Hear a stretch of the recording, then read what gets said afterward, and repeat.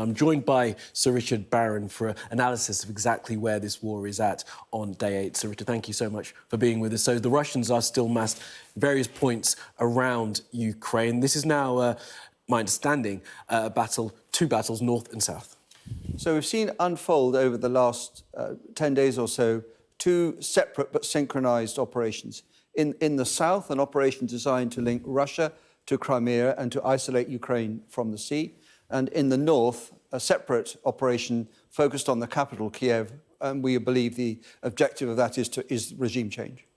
Yeah, and let's focus in then, if we can, on that fight for the south. Now, we've just heard from the city of Kherson. We understand it has now changed hands. If we look at the map of the south here, we can see in more detail exactly how the Russians have begun their advance, pushing out from Crimea and taking that strategic city of Kherson. Explain to us why that city is so important and why the city of Mariupol is so interesting at the moment. It's being contested. So we've seen Russian forces mostly coming out of Crimea, and they have turned both east and west. The group that has turned east is advancing towards the Donbass and is about to link up in Mariupol with Russian forces that have come from Russia. That establishes contiguous territory between Russia and Crimea and isolates Ukraine from the Sea of Azov. In the west, the forces that have now arrived at Kherson, we should remember that Kherson supplies all the fresh water to Crimea, and we assess that that operation will continue round the coast towards Odessa, and we're likely to see unfold an attack on Odessa from the coast and also from the sea using amphibious shipping.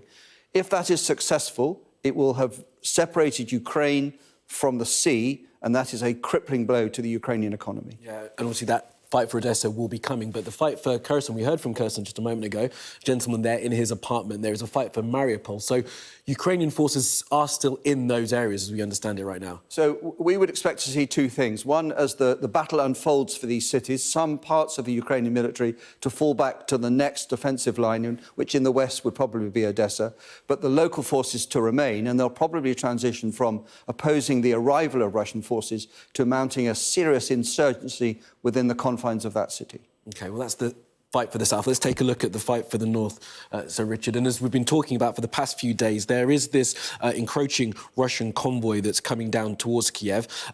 It appears to have been bogged down. Let's discuss why that may well have happened. It's been about 3 days that we've known that it's there, and it's still there. So it's been a surprise that convoy has been stuck for 3 days, but we think we know why this is. First of all, there's been significant Ukrainian opposition to its movement, but much more than that, there have been major logistic failures in the Russian forces, probably a collapse or a fracturing of command and control. But we absolutely need to keep our eye on that convoy because as it unsticks itself, which we must expect it to, it will arrive on the north and west of Kiev and may start to be part of the encirclement. And as you're showing here, more obviously today, Russian forces approaching from the northeast to begin to complete an attempt to encircle Kiev. Now, that's obviously the military aspect of this, but there is an unfolding humanitarian aspect that, as Jane has been bringing us from the Polish border, and there have been calls for humanitarian corridors to be brought in. Now, how those humanitarian corridors work, Sir Richard? So we should look at the humanitarian issues from two directions. First of all, there are lots of Ukrainians that are trying to move from Ukraine into sanctuary in the European Union, and they require safe passage. And so far, 1 million people have made this, and we're expecting rather more to move.